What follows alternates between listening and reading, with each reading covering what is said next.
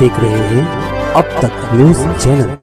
Unique academy computer and coaching classes, जहां nursery और junior senior KG classes से लेकर 11वीं और 12वीं जमातों के लिए कोचिंग क्लासेस जारी हैं। यूनिक एकेडमी में ऑडियो और वीडियो स्क्रीन का इंतजाम भी किया गया है। 5वीं, 6ठी, 7वीं और 8वीं जमात की स्पेशल क्लासेस भी जारी हैं। उर्दू, इंग्लिश, मराठी और मैथ्स की बेसिक क्लासेस भी जारी हैं। लड़कियों के लिए बिल्कुल सेपरेट क्लासरूम। यूनिक एकेडमी में अपने बच्चों का एडमिशन करवाएं। हमारा पता याद रखिए, शहीद अब्दुल हमीद कुसुम्बा रोड, निहाल नगर पुलिस स्टेशन के सामने, मालेगांव। जी साहब, 2007 में तीसरे मास का संग बुनियाद रखा गया। आप उसके फाउंडर मेंबर थे। आपका नाम शहर भर में इस बात से भी जाना गया कि तीसरे मास की बुनियाद डालने वाले आप हैं। मुफ्ती इस्माइल कासमी के साथ साना बसाना खड़े रहे। आज आपको प्रेस कॉन्फ्रेंस में आसिफ शेख रशीद के साथ देखा गया। क्या वजह है कि आप तीसरे मास की बुनियाद डालने के बाद आज शेख आसिफ के साथ खड़े हैं? मुफ्ती इस्माइल में ऐसा क्या खराबी आ गई? देखिए, मुझको सबसे पहले तो मैं आपका शुक्रिया अदा करता हूँ। अवामी काम मेरे नज़र में सबसे पहले है। मुफ्ती साहब का जो मामला था, जिस लिए हमने एक पार्टी खड़े की, मरहूम अतीक महिंद्रा साहब और मैं और मुफ्ती इस्माइल साहब, बुनियादी बात यही थी कि भाई शहर का विकास होना चाहिए, काम होना चाहिए, दीन और मिल्लत का भी काम साथ में होना चाहिए, कॉलेजेस आना चाहिए शहर के अंदर। शहर के अंदर जो है खाली रोड गटर सड़क पे जो है सियासत नहीं लड़ी जाती।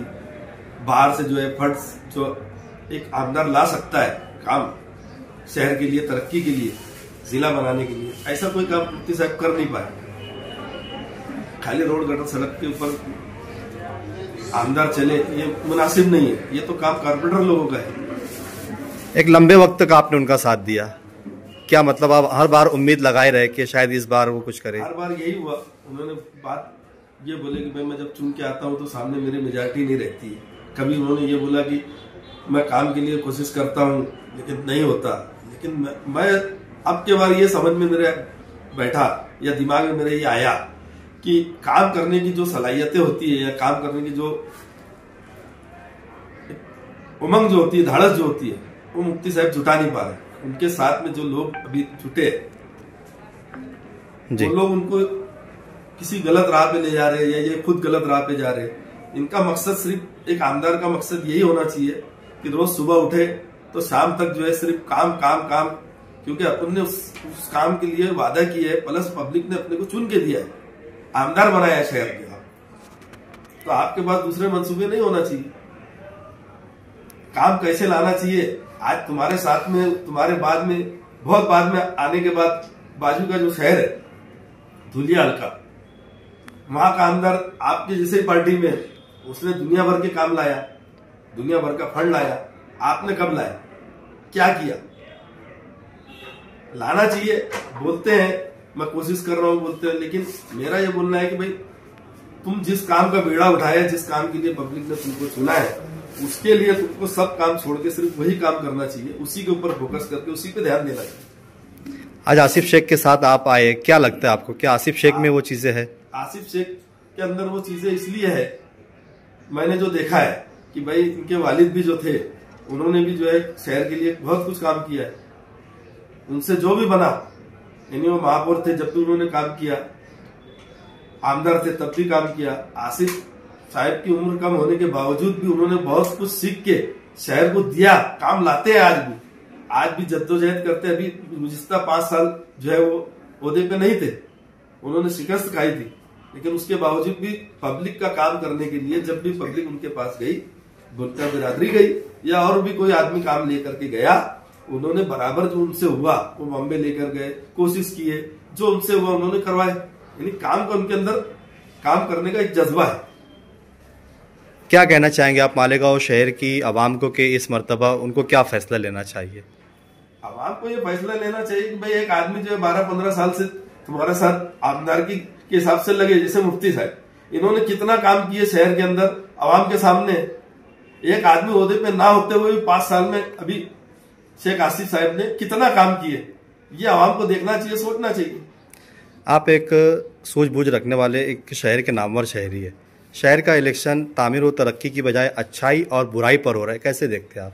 देखिए, अच्छाई और बुराई का जहां तक जो ताल्लुक है, ये एक मेरे हिसाब से जो है ना पब्लिक को थोड़ा सा गुमराह किया जा रहा है। सियासत के अंदर जो है, इलेक्शन के अंदर, सियासत के अंदर अच्छाई बुराई होना चाहिए, लेकिन ये अच्छाई बुराई 5 साल कहाँ थी जो तुमने अभी इलेक्शन के टाइम में नारा लगाया? ये सब चीजें शहर है, शहर के अंदर तो अच्छाई भी रहेंगी, बुराई भी रहेंगी, पब्लिक है, आवाम है, सब तरीके के लोग रहेंगे, सब तरीके की बातें रहेंगी, सब तरीके के मामला होंगे। दीन का जो मामला है, दीन को तुम दीन के हद तक रखो।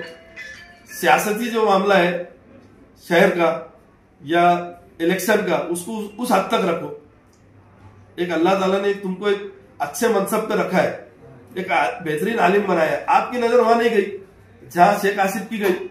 उसने आज शहर के लिए, शहर की मसाजिद के लिए आज उन्होंने जो काम करके लाया, उस पर भी तो आपने बोला था कि ये नहीं होगा, लेकिन अल्हम्दुलिल्लाह अल्लाह का एहसान है। अभी 24 लूम पावर के लिए भी जो बोल रहे हैं, उस पर भी उनका कहना वही है कि बेवकूफ़ बनाया जा रहा है बुनकरों को। ठीक है, अपोजिशन तो हमेशा बोलता ही है, कुछ ना कुछ तो गुमराह करता ही है पब्लिक को, लेकिन इंशाल्लाह मैं ऐसा समझता हूं कि अगर बोला है भतीजे ने, शेख आसिफ ने, तो इंशाल्लाह वो जरूर लाएगा।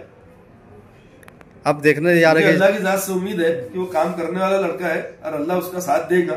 इसलिए साथ देगा कि अब उसने जो है तामीर और तरक्की के साथ साथ जो है मसाजिद और मदारिस की तरफ भी उसने रुख किया है।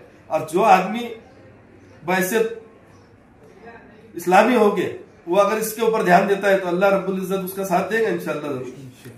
आज आप देखने में आ रहा है जैसे जैसे इलेक्शन नज़दीक आ रहा है, अलग अलग मतलब बातें शहर में आ रही है। अब इलेक्शन के अंदर ये सुनने में आ रहा है, सुन्नी देवबंदी स्टेज पर जो कुछ लोग सुन्नियत से ताल्लुक़ रखने वाले लोग जब स्टेज पर चल रहे तो उनकी तकरीरें कुछ और आ रही है, माइकों से जो ऐलान हो रहा है तो वो सुन्नियत के नाम से भी पहचान बताई जा रही है। नहीं करना चाहिए सब, चाहे सुन्नी हो चाहे तबलीगी भाई हो, कोई भी हो, उनको इलेक्शन के हिसाब से इलेक्शन लड़ना चाहिए। दीन का जो मामला है उसको इलेक्शन में नहीं लाना चाहिए, ऐसा मेरा एक नाकिस राय है। बाकी उल्मा इस पे बेहतर बोल सकते हैं मुझसे अच्छा, और बोले भी है, मेरे ख्याल से कुछ उल्मा ने बोले भी इसके ऊपर कि भाई जो बिरादरी का जो झगड़ा है या नस्ल की जो बातें हैं इसको नहीं लाना चाहिए, क्योंकि इलेक्शन तो अभी हो जाएगा, लेकिन इसके जो असरात है ये बहुत दूर तक लंबे जाएंगे। इससे शहर का माहौल बिगड़ेगा। बहू बेटियों का मामला जो है उसको भी आप मद्देनजर रखो। तो मेरी अजीजाना गुजारिश है तमाम सियासी पार्टियों से कि यार इलेक्शन के हिसाब से आप लड़ो, उसको जो है दीन को उसके अंदर लाना या किसी